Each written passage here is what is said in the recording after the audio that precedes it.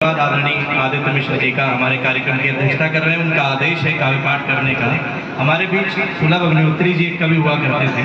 वो कहते थे संचालक को कविता नहीं पढ़नी चाहिए, क्योंकि वो बीच बीच में इतना वैसे ही पढ़ लेता है कि वो 4 के बराबर खाना पूरी कर देता है, तो उसको नहीं पढ़ना चाहिए। लेकिन फिर भी अध्यक्ष जी का आग्रह है तो कुछ देर मुझे झेल लें, ज्यादा कुछ नहीं कहूँगा।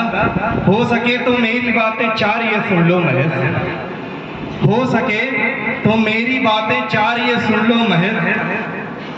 इस जहां में वह बड़ा जो आदमी जितना सहज है, इस जहां में वह बड़ा जो आदमी जितना सहज। अब सहजता खो गई उसकी नुमाइश रह गई, जो कसम गंगा की खाते थे उसी में बह गई, जो कसम गंगा की खाते थे उसी में बह गई। जिंदगी कुछ यूं हुई कि ठौर अब मिलता नहीं, जिंदगी कुछ यूं हुई कि ठौर अब मिलता नहीं। धन तो मिलता है सुकून का कौर अब मिलता नहीं, धन तो मिलता है सुकून का कौर अब मिलता नहीं। लोग बस मकसद लिए चारों तरफ फिरते मिले, कुछ तो पैसों के लिए नीचे बहुत गिरते मिले, और सैकड़ों लाखों में ऐसे लोग भी आकर मिले जिनके ना दुश्मन न दुश्मन से कोई शिकवे गिले। ये सकल संसार उनके बुद्धि बूते पे टिका, आदमी जो आखिरी दम तक लड़ा और ना बिका, आदमी जो आखिरी दम तक लड़ा और ना बिका। तो जहन में घुटते इरादों को खुला अंबर दिखाओ, जहन में घुटते इरादों को खुला अंबर दिखाओ। दूसरों की बहुत सुन ली अब जरा अपनी सुनाओ, दूसरों की बहुत सुन ली अब जरा अपनी सुनाओ। आज चले उस ओर जिस पथ पर उगे कांटे कटीले, युवाओं के लिए मत घबराना संघर्षों से। आ चले उस ओर जिस पथ पर उगे कांटे कटीले, आत्म मंथन से निकलते गरल को तत्काल पीले। ये गरल भीतर दहकती आग को ठंडा करेगा, भारती का वीर बेटा फिर नहीं ऐसे मरेगा, भारती का वीर बेटा फिर नहीं ऐसे मरेगा। आत्म का अध्ययन करो मतात्म की हत्या करो, आत्म का अध्ययन करो। शास्त्र कहते हैं आत्मध्ययना इति अध्यात्मना, अपना अध्ययन करेंगे वही सबसे बड़ा अध्यात्म है। आत्म का अध्ययन करो मत आत्म की हत्या करो तुम, जय पराजय के अनिश्चित कर्म फल से मत डरो तुम। डर गए तो बढ़ रहा हर कदम उलझा जाल होगा, अन्यथा तेरे पगों में विजय का जयमाल होगा। डर गए तो बढ़ रहा हर कदम उलझा जाल होगा, अन्यथा तेरे पगों में विजय का जयमाल होगा, अन्यथा तेरे पगों में विजय का जयमाल। हमारी समस्या ये है कि हम अपने ग्रंथों को पढ़ते नहीं, हमने अपने धर्म ग्रंथों को लाल कपड़े में लपेट के सिर्फ पूजा करनी शुरू कर दी। समस्या यहीं से शुरू हो जाती है। ऐसी मनुष्य की किसी समस्या का ऐसा कोई समाधान नहीं है जो भगवत गीता में ना हो, लेकिन कितने लोग पढ़ने का समय है। अगर हम अपने ग्रंथों का वास्तव में अध्ययन करने लगे तो विश्व गुरु बनने में, अखंड भारत बनने में कोई भी विलंब होने वाला नहीं है।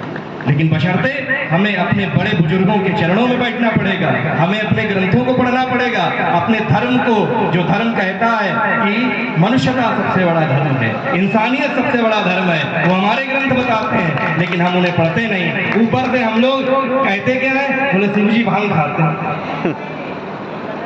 शिव महापुराण में मैंने विद्वानों से पूछा, पढ़ा, खोजा, ढूंढा, मुझे कहीं नहीं मिला कि जहां वर्णन आता हो कि भगवान शिव भांग खाते हैं। लेकिन भजन गायकों ने क्या बोला, पी के भंग का प्याला भोला डोले यूं मतवाला, ये गाना बना।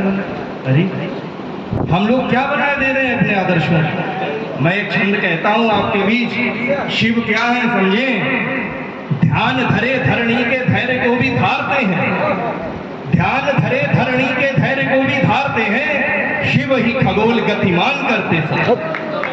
भेदभाव देव दानवों को भेदभाव बिन देते वर, जीव ब्रह्म एक अभियान करते सदा।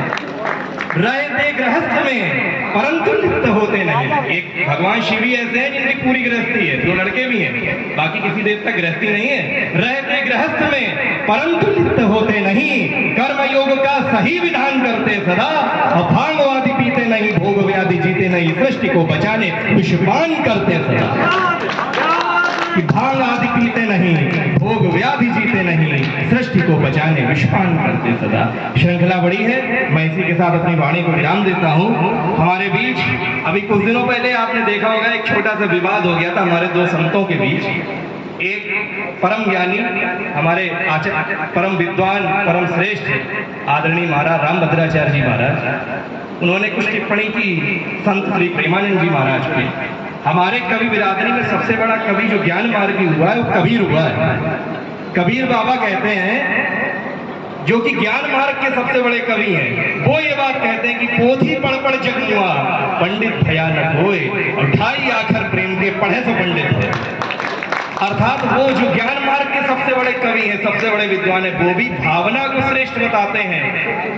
तो भगवान भक्त की भावना ही देते हैं, देखते हैं। यदि संस्कृत के श्लोक पढ़ने में रखती हुई गलती हो गई तो भगवान की नजरों में वो क्षम्य है। तब मैं कहता हूँ, भावना और ज्ञान जब पलड़े में रख तोले गए, भावना और ज्ञान जब पलड़े में रख तोले गए, हल्के निकले ज्ञान के ये पृष्ठ जब खोले गए, हल्के निकले ज्ञान के जब पृष्ठ ये खोले गए, और गोपियों के द्वार की तब खाक छलवाई उसे, जब अहम के बोल ऊँटों से यहाँ बोले गए, जब अहम के बोल ऊँटों से यहाँ बोले गए। तो हमारे यहाँ भावना बड़ी है, भक्ति बड़ी है, बड़े से बड़े ज्ञानी ब्रज की रज में लोट लगाते घूमते हैं और भगवान कृष्ण की दी गई भक्ति को ढूंढते हैं उसकी रज में। तो मैं ऐसे भाव प्रवण गीतकार को बुलाना चाहता हूँ इसी भूमिका के साथ में, जिन्होंने मां शारदे की वंदना की थी। मैं आदरणीय अभिनव मिश्र जी से आग्रह करता हूँ कि वो आए और अपनी कविताओं से हम सभी की भावनाओं को एक सूत्र में बांधते हुए काव्य पाठ करें। बहुत बहुत जोरदार तालियों से अभिनंदन करें।